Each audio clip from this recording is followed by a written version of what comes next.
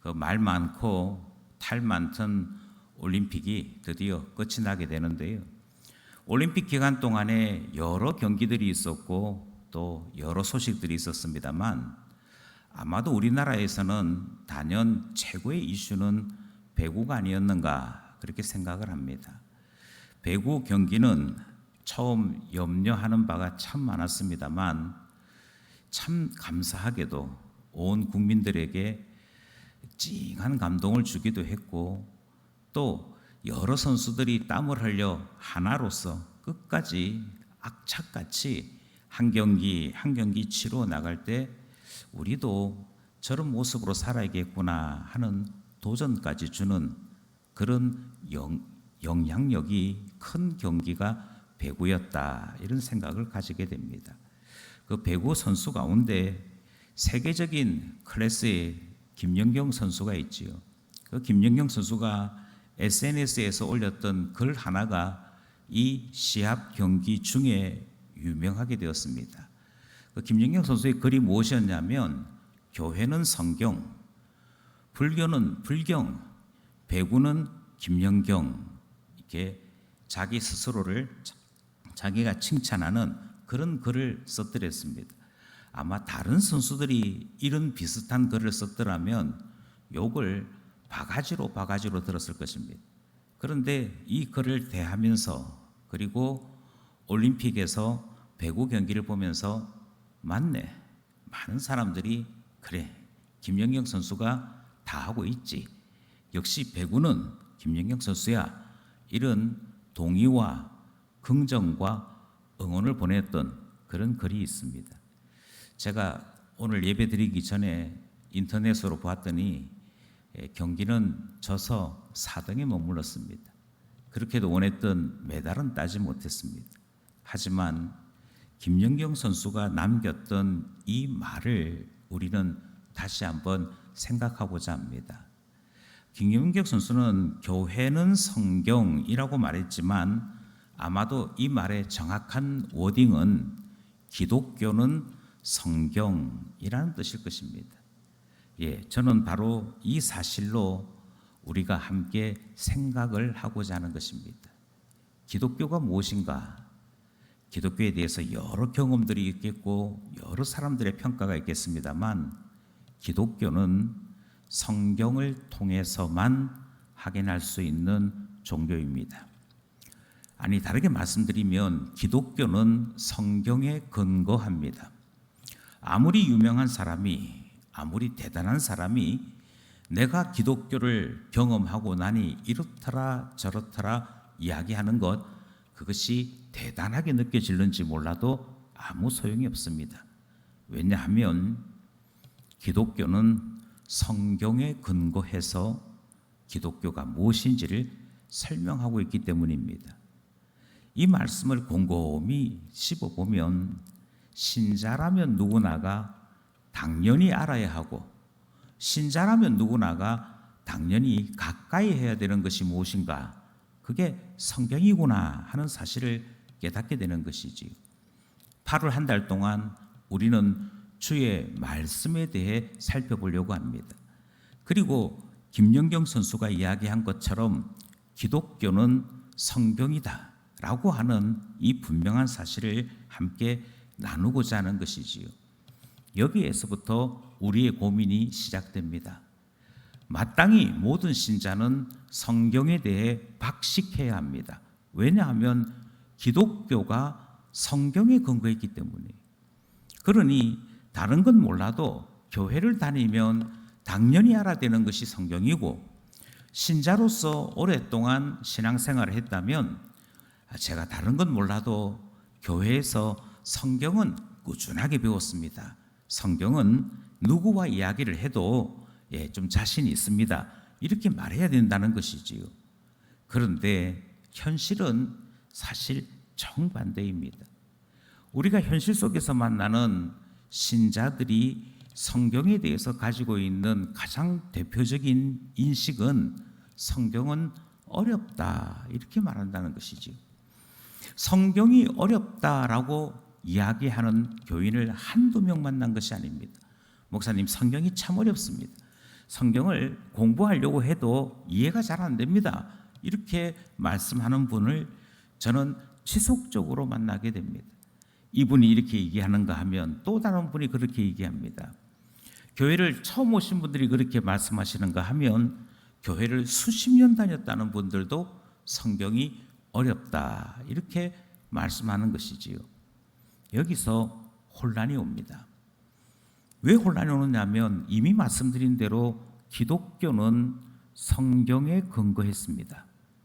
그런데 그 성경에 근거한 기독교 교인이면 성경을 잘 알아야 될 것 같은데 성경이 어렵다는 거예요.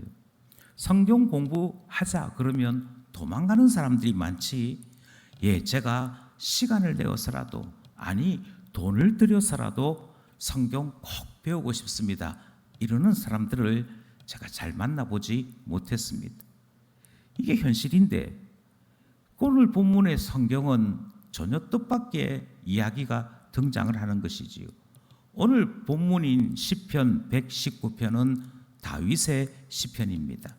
다윗이 하나님 말씀에 대해서 고백하는 내용이고 성경 가운데 가장 긴 장입니다. 119편은 모든 성경들 중에서 가장 내용이 길게 되어 있는 이 시인데 이 시의 핵심 주제가 무엇이냐면 성경이 너무너무 좋다는 것입니다. 하나님 말씀이 너무너무 좋다는 것이 이 길고 긴 시편의 핵심인 것이지요. 그 가운데 103절 말씀이 이렇습니다. 103절 말씀 우리 함께 합독합시다. 시작. 주의 말씀의 맛이 내게 어찌 그리 단지요 내 입에 꿀보다 더 다니이다. 여기서부터 이제 고민이 시작되는 겁니다. 어떤 사람들이 있느냐면 여기에 등장했던 다윗과 같은 수준의 교인들이 있습니다.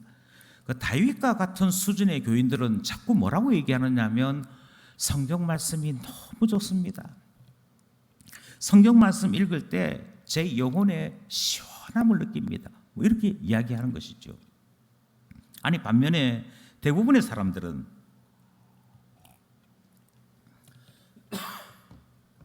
대부분의 신자들은 성경이 어렵다는 거예요. 성경이 너무너무 어려워서 성경 말씀을 읽어야만 신자 되는 것은 알겠는데 그 성경이 어려우니 신자 되기가 힘들다. 이렇게 말씀하는 경우를 대하는 것이지요. 이 차이가 왜 생기게 되었을까요?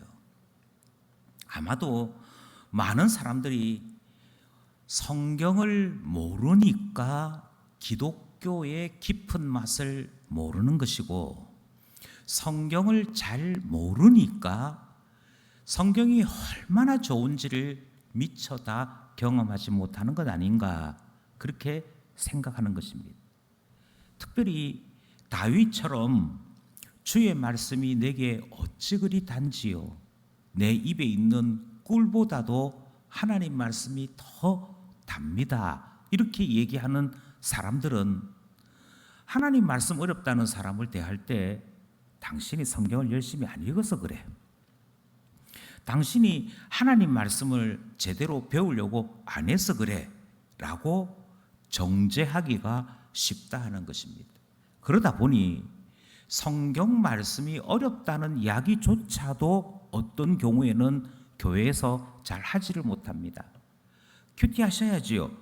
제가 큐티를 해야 되는데 큐티를 하려고 보니까 성경이 너무 어려워서 큐티 하자 하는 생각을 할 때마다 머리가 벌써 아파오기 시작합니다.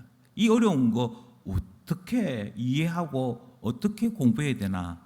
그러니 매일매일 커다란 짐을 지는 것 같아서 큐티 합시다. 우리 말씀 묵상합시다. 할 때 잘 못한다는 것이지요. 그래서 제가 큐티를 하고 싶어도 어려워서 잘 못하겠습니다. 이렇게 말하려면 마치 다윗 같은 수준의 신자들 눈에는 제가 게을러서 제가 무식해서 이렇게로만 이해가 되는 것 같아서 이 이야기도 잘 못하는 것이지요. 그래서 큐티 합시다 그러면 그냥 쉽게 예 해야지요 하고는 지나가 버리고 마는 것입니다. 여전히 내 마음속에는 성경이 어렵다, 성경 공부는 힘들다 하는 생각에서 벗어나지 않는 것입니다. 다른 사람 입장에서도 큐티를 안 하는 사람은 성경을 읽고 성경 말씀 너무 좋다 이 사실을 이해 못하는 사람들은 성경을 몰라서 그래 이 생각을 가지고 있더라 하는 것입니다. 그런데 저는 반대로 생각합니다. 이분들이 성경을 몰라서가 아니고요, 사실은 성경을 제대로 알고 있기에 성경이 어렵다라고 생각하는 것입니다. 성경이 왜 어려우냐? 우리가 읽었던 본문 99절을 다시 한번 살펴보려고 합니다. 성경 99절이 이렇습니다. 내가 주의 증거들을 늘 엎조림으로 이렇게 말씀하고 있습니다. 하나님의 말씀인 성경을 뭐라고 달리 표현했는고 하니 주의 증거들을 이렇게 설명했습니다. 주의 증거들이라고 하는 말의 뜻은 주님께서 우리에게 증거로 제시하신 말씀이라고 하는 뜻입니다. 그러니 주님께서 우리에게 보여주신 증거를 통해 보이지 아니하는 하나님을 볼 수 있도록 말씀이 쓰여졌다 하는 의미를 담고 있는 것이지요. 성경 말씀을 읽으면서 주님이 제시하시는 증거들을 보아야 한다 이렇게 말씀하고 있습니다. 그러니 성경을 통해 하나님을 보는 데까지 가야 성경 읽은 것이 됩니다. 99절은 이렇게 얘기해요. 그 다음 절인 100절은 또 뭐라고 얘기하느냐면 주의 법도들을 지킴으로 이렇게 설명합니다. 성경 말씀을 다시 다르게 표현합니다. 어떻게 표현했냐면 앞에는 주의 증거들이라고 표현했는데 100절에서는 주님께서 우리에게 주신 법도들은 이렇게 얘기합니다. 그러니까 주님께서 우리의 삶의 원칙이 되도록 우리의 삶의 근간이 되도록 법을 정해주셨다는 것입니다. 신자는 이렇게 살아야 해.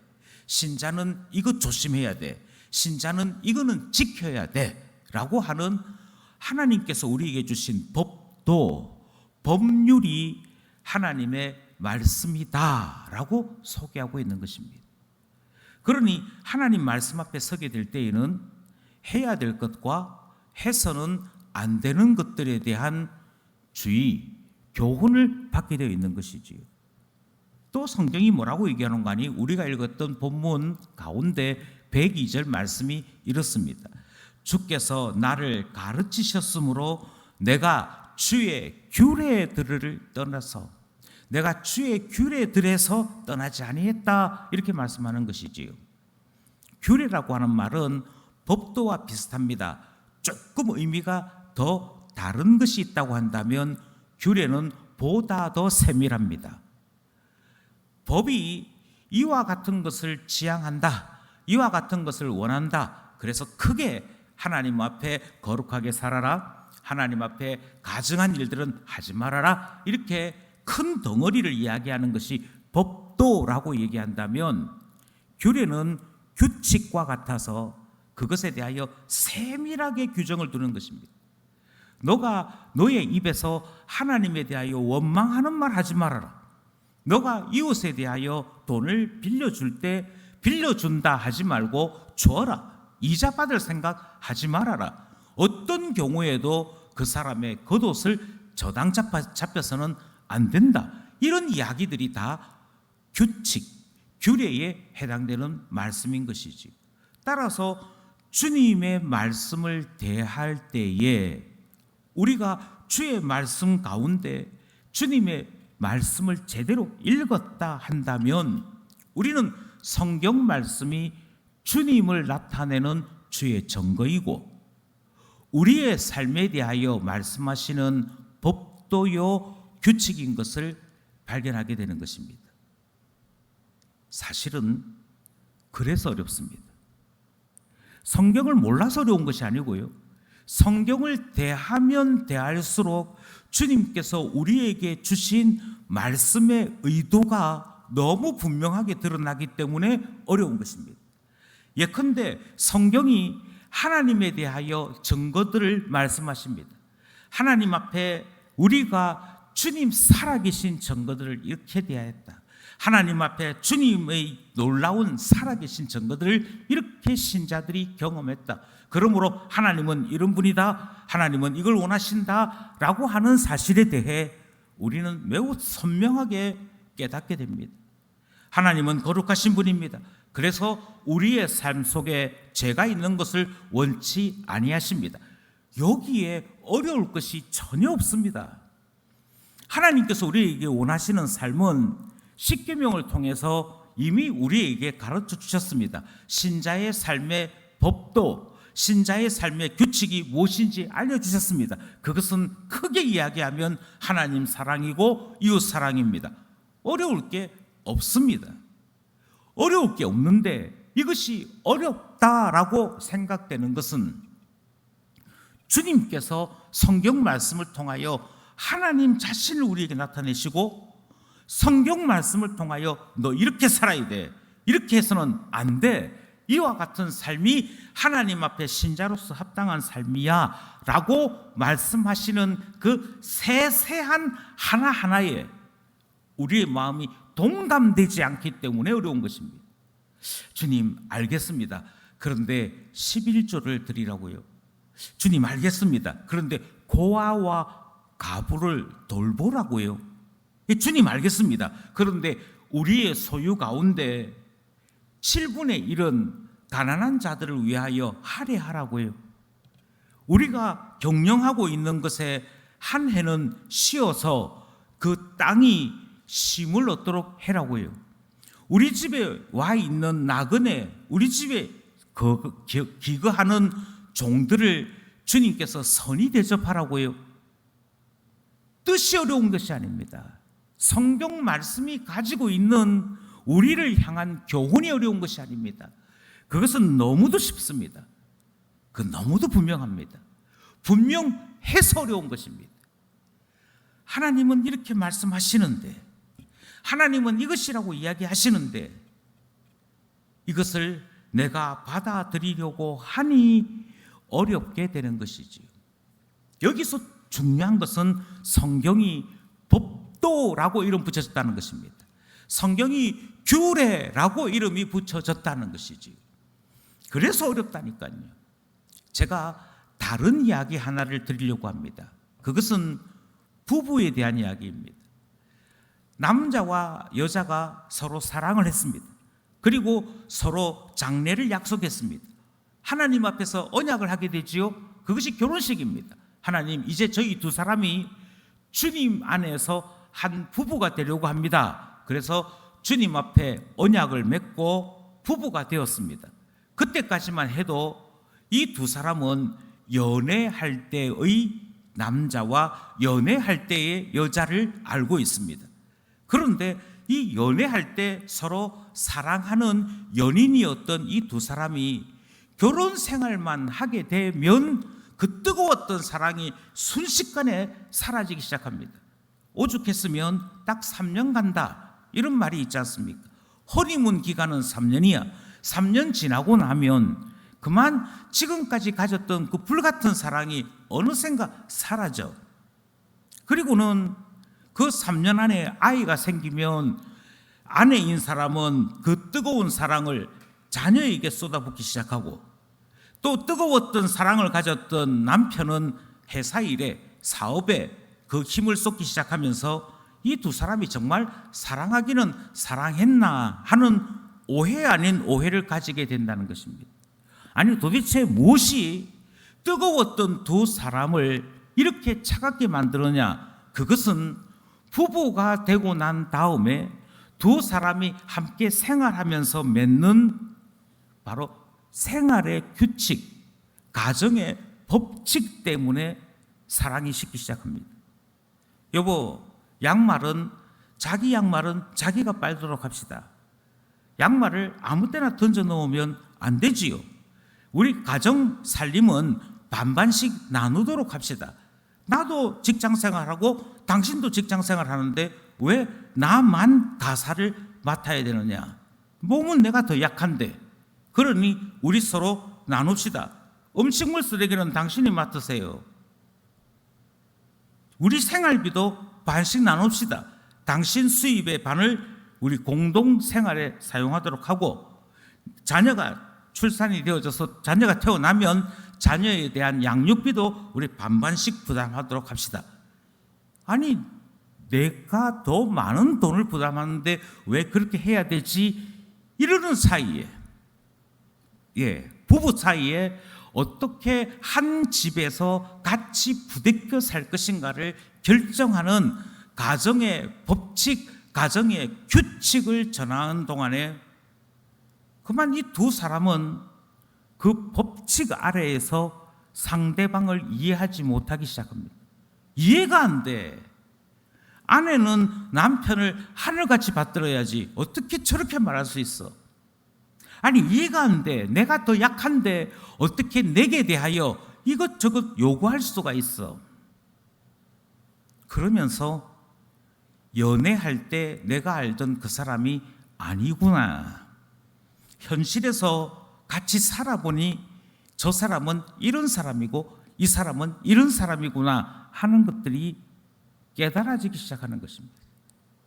연애할 때는 결코 알 수 없던 것들이 함께 생활을 하게 되고 함께 법칙 아래에서 서로가 서로를 삶 속에서 단정짓기 시작할 때 그제서야 느끼기 시작하는 것이죠.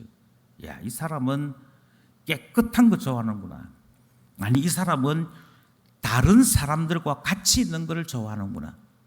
그제 가서야 그 사람이 제대로 보이기 시작하는 겁니다.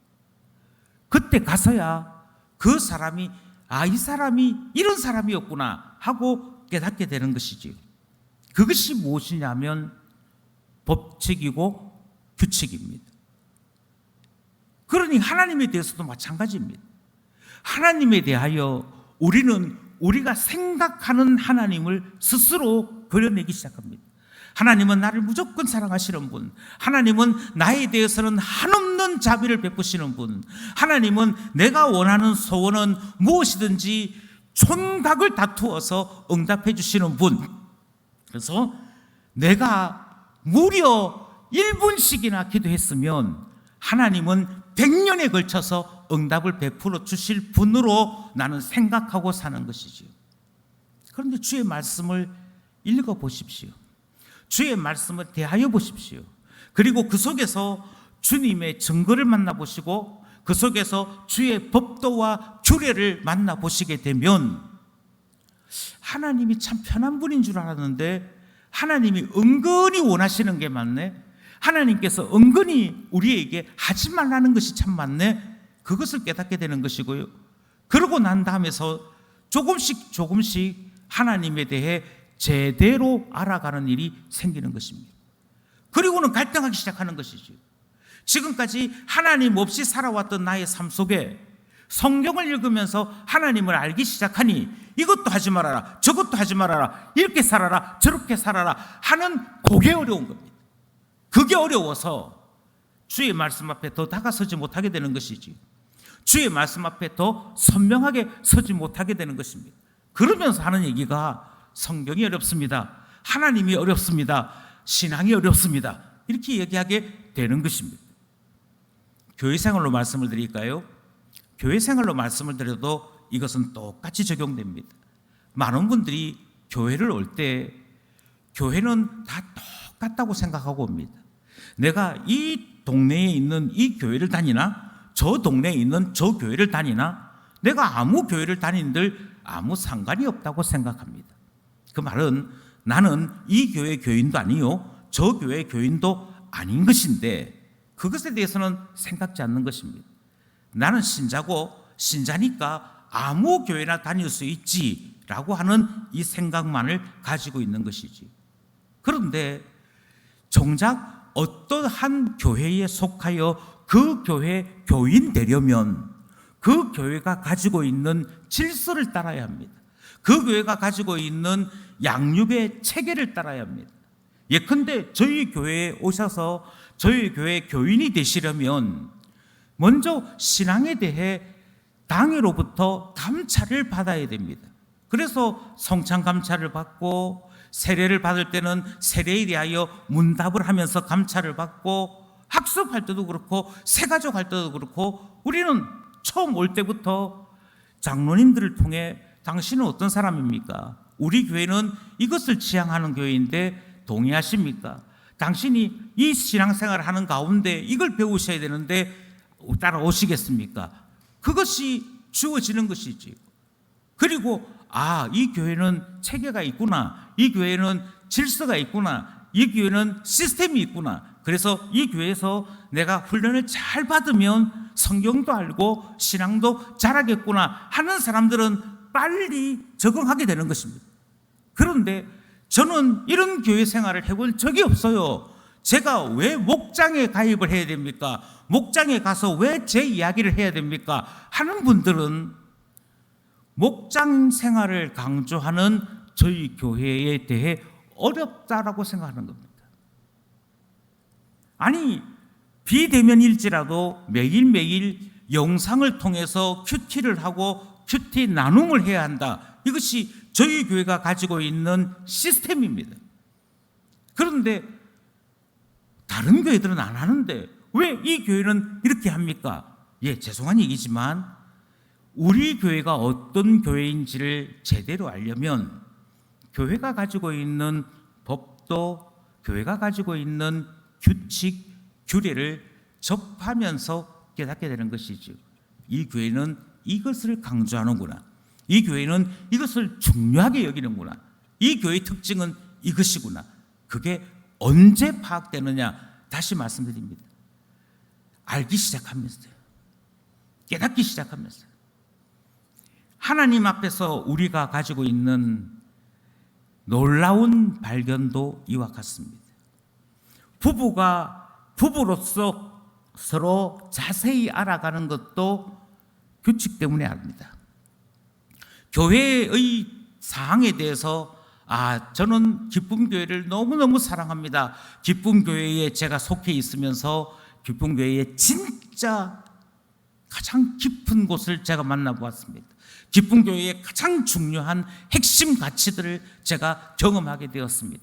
이곳에서 제가 진한 기쁨교회 교인으로서의 생활을 할 수 있게 되었습니다. 그게 어느 때냐면 규칙과 규례를 잘 따라올 때입니다. 그러니 성경은 하나님께서 원하시는 규칙과 하나님께서 원하시는 법도를 통해 하나님을 배울 수 있도록, 하나님을 체험할 수 있도록 말씀하시는 것이고, 그것이 기록된 것이 바로 성경이더라는 것입니다. 그러므로 결과적으로 말씀드리자면 성경에 나와 있는 이 법도와 규칙을 통해서 우리는 하나님을 그제서야 발견합니다. 내가 생각한 하나님이 아니고 내가 만들어둔 신이 아니고 성경이 우리에게 계시하시는 하나님을 그제서야 만나는 것입니다. 하나님은 거짓을 싫어하시는구나. 하나님은 교만한 것 싫어하시는구나. 하나님 앞에 우리가 이중적인 마음 가지는 것 싫어하시는구나. 하나님 앞에서 우리가 경험해 들 때, 하나님과 함께 살아가면서 성경 말씀을 통해 규칙과 규례를 접해 봤을 때 그제서야 하나님을 경험하게 되는 것이고 하나님 안다라고 말하게 되는 것이지. 하나님 나라도 마찬가지입니다. 하나님 나라가 눈물로 우리를 만들어가는 나라인 것을 어떻게 하느냐? 성경 말씀을 통해 법도를 배우고 규칙을 배우는 가운데 우리는 하나님과 하나님 나라에 대한 계시를 배우게 되고 체험하게 되는 것입니다. 이게 성경입니다. 그러니 성경 쉽다, 성경이 아주 달고 맛있다라고 이야기하시는 분들은 어쩌면 성경에 있는 이야기를 알 뿐이지 성경이 주님의 증거요, 주의 법도요, 주님이 우리에게 주신 규례인 것은 아직 만나보지 못했다라고 말씀드릴 수도 있는 것입니다. 성경 어려운 것이 정상입니다. 성경이 어려운 이유는 하나님과 함께 살아가는 일들을 자꾸 경험하기 때문입니다. 하나님과 자꾸 부딪히는 일들을 경험하기 때문에 성경이 어렵다라고 말씀드릴 수 있는 것입니다. 아니, 그러면 성경은 어렵기만 해야 되느냐? 아니요. 우리가 정말 관심을 가지는 것은 이것입니다. 성경이 주님의 증거요, 성경이 주님의 법도요, 성경이 주님의 규례인 것을 이야기했던 다윗은 성경에 대해서 알고 있는 것입니다. 성경에 대해서 파악을 제대로 한 것이지요. 그런데도 다윗은 뭐라고 얘기하느냐면 성경이 달다 이렇게 얘기한다는 거예요. 여기서부터 진짜 중요한 것이 등장하는 것이죠. 저는 다윗이 하나님 말씀에 대해 특별한 은혜를 입었다라고 말씀드리고 싶습니다. 다윗이 하나님 말씀에 대하여 특별한 은혜를 체험했다는 것이 우리가 이미 읽었던 본문에 그대로 기록이 되어져 있습니다. 먼저 99절을 다시 한번 보려고 합니다. 99절에서 우리는 성경이 주를 증거하는 말씀들인 것을 배웠지요. 그런데 99절에서 주의 증거라고 불려지는 이 말씀이 도리어 다윗에게는 하나님 말씀이 달다라고 고백하는 사건으로 바뀌게 됩니다. 99절인데요. 다시 한번 함께 합독하기를 원합니다. 시작. 내가 주의 증거들을 늘 읊조림으로 나의 명철함이 나의 모든 스승보다 나으며. 한번 가만히 본문을 다시 한번 보십시오. 주님의 증거들이라고 이야기하면 전적으로 하나님에 대한 것이지 않습니까? 하나님을 나타내는 말씀, 하나님을 드러내는 말씀을, 그것이 성경이다. 그래서 하나님에 대하여 이야기하는 것이기 때문에 어렵다라고 우리가 앞에서 살펴보았다면 다윗은 그 하나님을 나타내는 증거의 말씀을 읊조렸다라고 얘기합니다. 이것을 우리는 묵상이라고 얘기하지요. 유대인들이 말하는 묵상은 하나님 말씀을 계속 읊조리는 것입니다. 하나님 말씀을 계속 되씹는 것입니다. 하나님 무소부재하시다고요. 어느 곳에나 하나님 계시다고요. 하나님 무소부재하시다고요. 하나님 어느 곳에나 하나님 계시다고요. 그러면서 계속 읊조리는 것을 묵상이라고 그렇게 번역합니다. 그렇게 했다는 거예요. 그렇게 했더니 그렇게 하나님에 대하여 묵상하는 가운데 자기 자신에게 변화가 왔습니다. 자기 자신에게 놀라운 일이 일어납니다. 그것은 나에게 생각하는 일들이 명철로 바뀌기 시작합니다. 내가 가지고 있는 생각, 내가 가지고 있는 이상들, 계획들이 하나님을 묵상했을 뿐인데, 하나님이 어떤 분인지 생각했을 뿐인데, 그 하나님에 대한 묵상이 나의 생각과 나의 계획에 지혜를 더하고 밝음을 더하고 선명함을 더하는 일들로 나타나더라는 것이지. 여기서 다윗은 이렇게 얘기합니다. 하나님을 묵상하는 가운데 나의 명철이 자라나기 시작했습니다. 얼마만큼 자라나기 시작했느냐면 내게 지혜를 가르쳐주던 모든 스승들보다도 어느 날 어느 순간 나의 명철이 더 높은 것을 발견하게 되었습니다. 그렇게 얘기하는 거죠. 그래서 뭐라고 얘기하느냐면 성경은 단지 하나님의 증거로만 끝나는 말씀이 아니다. 하나님의 증거인 그 말씀은 곧 나를 명철한 자로 만든다. 그래서 성경 말씀에는 놀라움이 있다 이야기하는 것입니다. 100절입니다. 100절에서 다윗은 성경을 주의 법도라고 불렀지요. 이 말씀을 다시 한 번 더 합독하겠습니다. 시작. 주의 법도들을 지킴으로 나의 명철함이 노인보다 나으니라. 다윗은 계속해서 이야기합니다. 하나님 말씀을 대해보십시오. 하나님 말씀 안에 들어와 보십시오. 특별히 하나님께서 나에게 대하여 법도를 말씀하실 때, 그래서 해야 될 것과 하지 말아야 될 것에 대해서 말씀하실 때 한번 하나님의 말씀대로 한번 그 안으로 들어와 보십시오. 그래서 어떤 일이 일어난다고 이야기하느냐면 나의 명철함이, 여기도 명철을 이야기합니다. 나의 명철함이 노인들보다도 더 나아지더라, 그렇게 말씀하는 것이죠. 저는 이것을 다윗이 경험한 특별한 은혜라고 말씀드리고 싶습니다. 하나가 더 있었죠. 102절이었습니다. 102절에 주님의 말씀을 규례라고 표현했습니다. 하나님 말씀은 규칙과 같습니다. 그랬던 그 말씀에서 다윗이 어떻게 고백하느냐면, 함께 합독합니다. 주께서 나를 가르치셨으므로 내가 주의 규례들에서 떠나지 아니하였나이다. 주님의 규례를 지켰을 뿐인데, 주님의 규례를 지키는 동안에 하나님이 내 곁에서 나에게 하나하나 가르쳐 주시는, 개인 교습을 해 주시는 일들이 일어나더라 하는 것입니다. 여기서 주목해야 될 것이 있습니다. 성경 말씀이 나의 것이 됩니다. 성경 말씀이 나의 명철이 됩니다. 성경 말씀이 나를 특별하게 가르쳐 주시는 특혜로 나타납니다. 세상에 이보다 더 놀라운 특혜는 없습니다. 하나님께서 나의 선생님이 되어주시고요, 하나님께서 나의 안내자가 되어주셔서 내가 고민하는 문제, 내가 어떻게 해야 될지서 알지 못하는 일들에 대해 하나님이 가르쳐도 주시고 이끌어도 주시는 일들이 일어나더라 하는 것입니다. 그리고 다윗이 이야기합니다. 이게 성경이다. 이게 성경이다. 예, 말씀이요, 하나님에 대해서 이야기하는 줄 알고 있습니다. 말씀이 하나님 나라에 대해서 이야기하는 줄만 압니다. 나와 상관없는 것인 줄 알았다는 것이에요.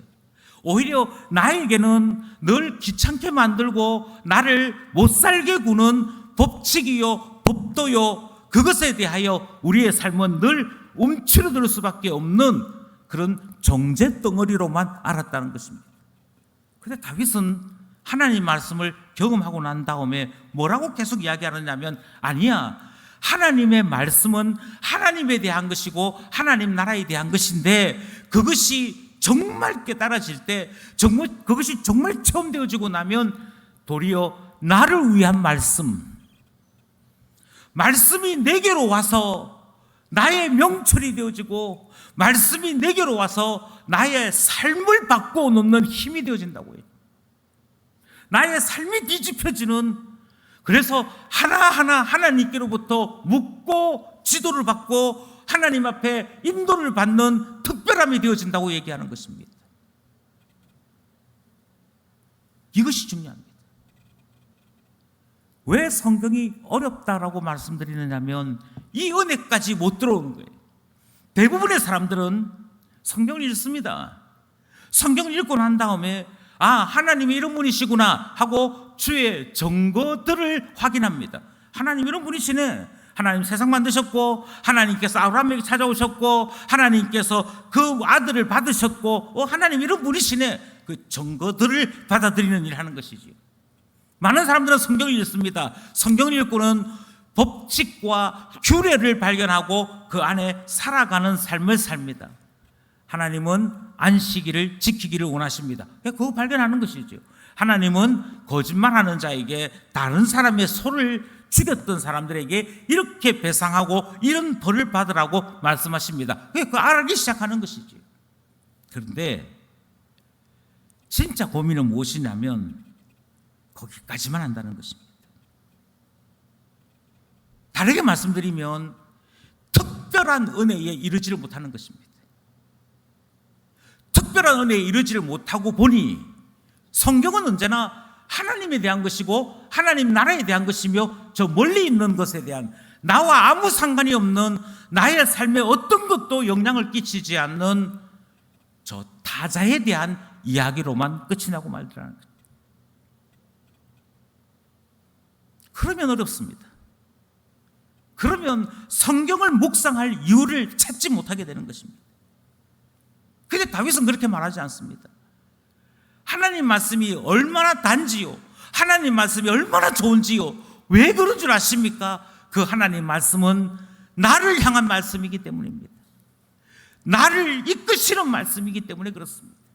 하나님 말씀 안으로 들어오십시오. 하나님 말씀을 지켜보십시오. 하나님의 규칙 안으로, 하나님의 규례 안으로 들어와 보십시오. 그때서야 하나님 이런 분이구나 하는 것들이 보이게 되는 것이고요. 그리고 난 다음에 그 하나님 안에서 내가 바뀌어지는 것을 경험하게 됩니다 라고 얘기하는 것이지. 그러니 다윗은 진짜 하나님 말씀을 만나는 특별한 은혜를 누리는 사람 된 것입니다. 이 특별한 은혜에 이룬 것 같은데 사실은 이루지 못한 사람들이 있습니다. 이런 것은 같은데 이루지 못했던 사람의 첫 번째는 제가 올해 성경 백독했습니다. 성경 읽기만 하는 분들이. 성경 읽기만 하는 분들은 성경을 읽는 동안에 신비한 능력이 나타나고 성경을 읽는 동안에 놀라운 능력이 나타나서 뭔가 하나님 앞에 자랑할 만한 공로가 생긴 것처럼 생각합니다만, 다시 말씀드려서 다윗이 누렸던 이 특별한 은혜에 이른 사람은 아닌 것입니다. 읽기만 해서는 안 됩니다.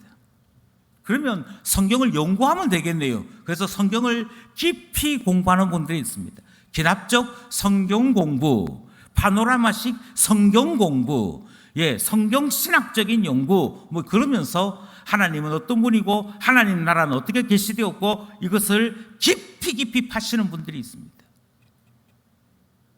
그런데 다시 말씀드립니다.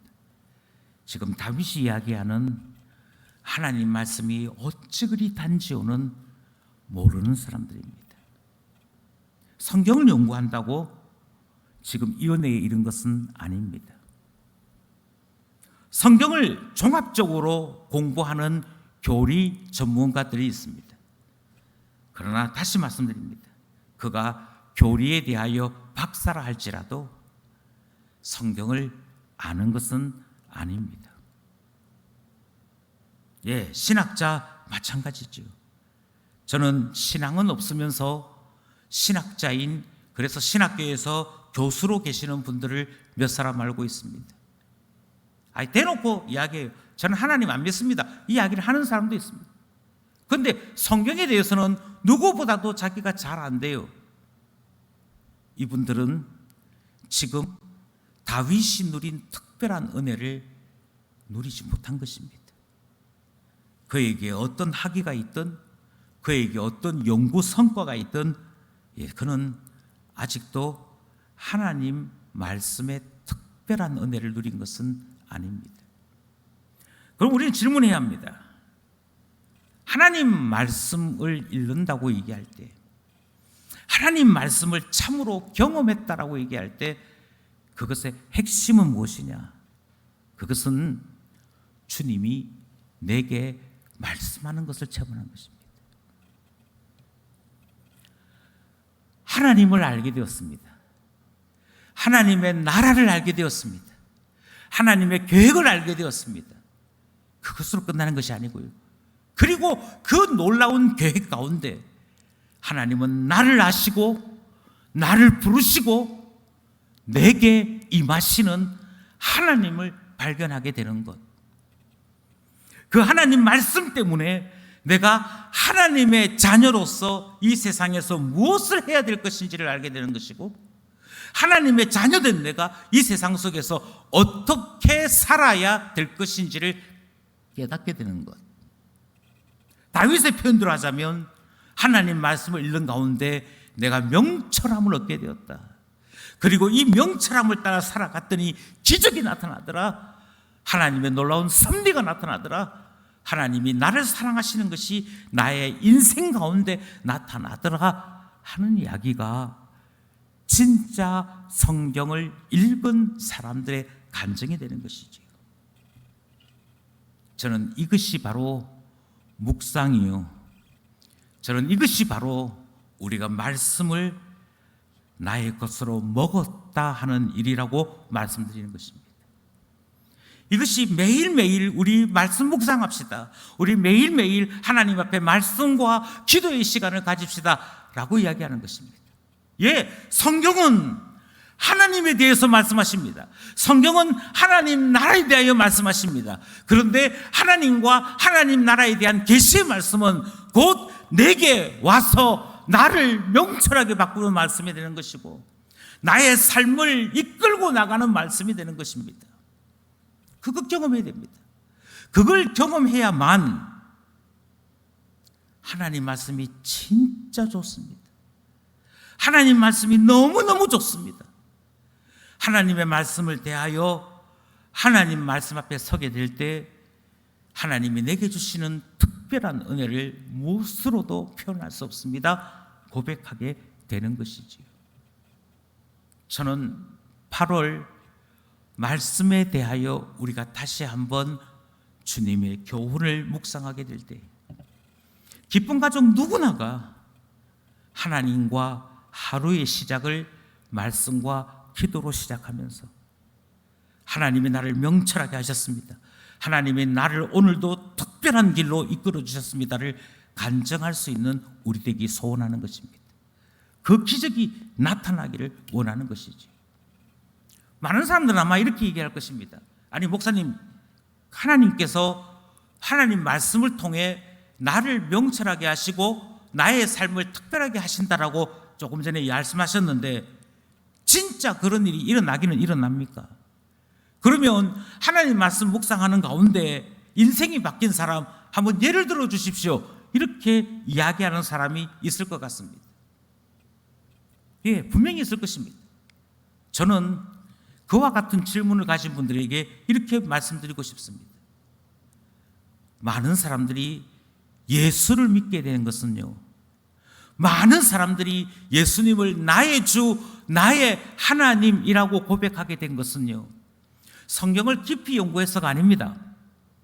성경 속에서 하나님에 대한 놀라운 연구 결과를 내었기 때문이 아닙니다. 하나님 만났고 그 하나님이 나를 사랑하시는 분인 것을 경험했기 때문입니다. 하나님의 말씀이 내게 적용되는 것을 체험했기 때문입니다.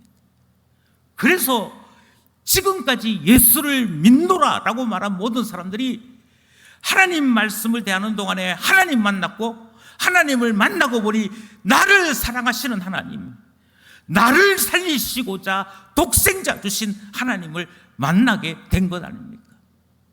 그래서 인생이 바뀌었습니다. 그래서 종교가 바뀌었습니다. 그래서 나의 삶의 가치가 바뀌었습니다. 소원이 바뀌었습니다. 그리고 새 인생을 살게 된 것이지. 하나님께서 내게 주신 그 일을 따라 우리의 판단이 달라졌습니다. 지금까지는 나의 성공을 위해 살았습니다. 그런데 하나님 말씀을 대하고 난 다음에서부터 하나씩 바뀌기 시작했던 것이지. 많은 사람들이 이것을 경험했습니다. 많은 사람들이 이것을 경험했다고 말씀드리는 여기에는 성경을 기록했던 수많은 저자들이 포함되어 있습니다. 베드로가 그랬습니다. 예수님께서 너희들도 가려느냐 그렇게 물을 때 주님 영생의 말씀이 여기에 있습니다. 나를 구원하는 말씀이 주님께 있습니다.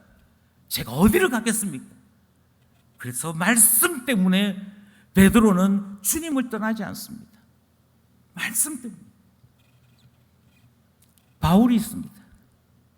그가 하나님의 말씀을 맡아서 이방인 지역으로 가게 됩니다. 그 말씀이 바로 자기 자신의 어두운 눈을 뜨게 만들었던 말씀입니다. 자기 자신의 그 어리석은 생각을 바꾸어 놓았던 말씀이었습니다. 그래서 그 말씀이 많은 사람들을 살리는 줄 알아 그가 누릴 수 있는 영화로운 삶을 포기하고 던져버리고 이방인의 사도로 살아가는 놀라운 전환이 일어나게 됩니다. 그래서 바울이 나왔습니다. 그래서 베드로가 나왔습니다. 그래서 마태가 나왔습니다.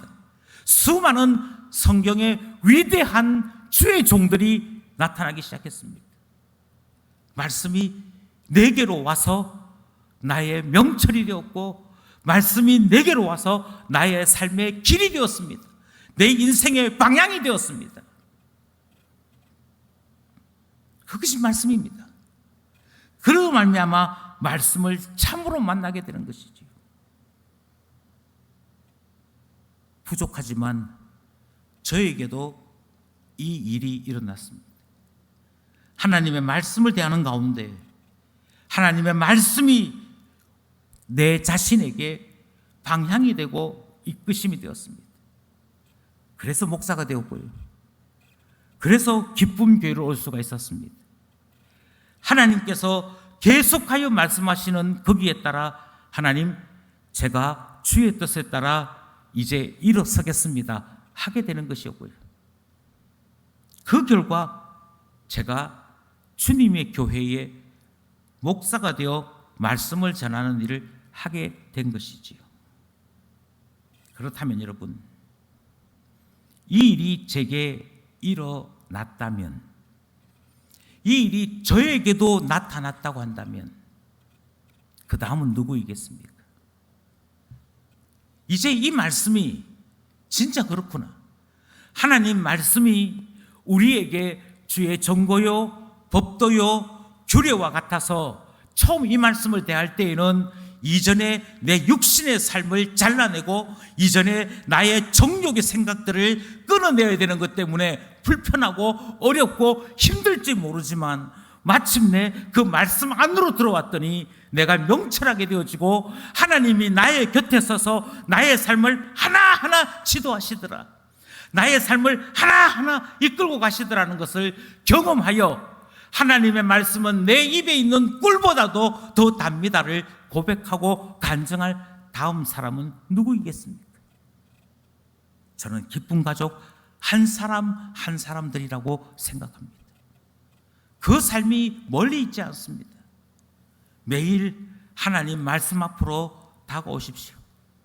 매일매일 하나님 말씀 앞에 시간을 내십시오. 매일매일 하나님 말씀 앞에, 기도 앞에 여러분 결단하십시오. 처음에는 어려울 수 있습니다. 처음에는 힘들 수 있습니다. 그런데 이 사실 하나만 기억하십시오. 주께서 우리에게 주신 모든 말씀은 내게 주시는 말씀입니다. 하나님, 오늘 제게 어떤 말씀을 주시려고 하십니까? 하나님, 제게 오늘 어떤 말씀을 주사 저의 걸음을 인도하려고 하십니까? 이 마음 가지고 하나님 말씀 앞으로 다가오시면 다윗이 고백했던 이 고백을 어느 날 내가 하게 될 것입니다. 어느 날 내가 하나님 앞에 주의 말씀이 어찌 그리 단지요, 주님 말씀 때문에 위험한 길에서 벗어날 수 있었습니다. 주의 말씀 때문에 어리석은 판단에서 벗어날 수 있었습니다. 고백하게 될 것입니다. 그것이 하나님 말씀이기 때문입니다. 그러니 말씀을 읽고 말씀을 살피십시오. 말씀이 그렇단다가 아니고 말씀 안으로 들어오십시오. 무엇보다도 하나님 앞에 기도하시면서 내게 주시는 말씀, 그것에 대해 확신하십시오. 하나님은 내게 특별히 말씀하시는 분이십니다. 정말 그렇게 하신다면 하나씩 하나씩 경험하게 됩니다. 하나씩 하나씩 하나님은 나를 가르치시는 분, 나를 이끄시는 분, 내게 지혜를 주시고 나를 명철하게 하시는 분 고백하시게 되는 것이지. 다윗의 고백이 우리의 고백 되기를 원합니다. 말씀을 묵상하는 자에게, 내게 주시는 말씀을 사모하는 자에게 하나님은 은혜를 주십니다. 이 모든 고백을 저는 105절 말씀으로 대신하고자 합니다. 정말 말씀 안으로 오신다면 주의 말씀은 내 발의 등이요 내 길의 빛이라 고백했던 이 고백을 깨닫게 되실 것입니다. 그리고 이제 주님 앞에 참으로 고백하시게 될 것입니다. 주의 말씀을 알기 전에는 어디로 가야 할지 몰랐던 저의 인생이었습니다. 그러나 주의 말씀을 대하고 나니 내 발에 등이 생겼습니다. 내가 가야 할 길에 빛이 생겼습니다. 그리고 주님의 인도를 따라 갔더니 주님의 작품이 될 수 있었습니다. 주님 감사합니다. 이 고백의 주인공 기쁜 가족 되기를 간절히 소원합니다. 기도드리겠습니다.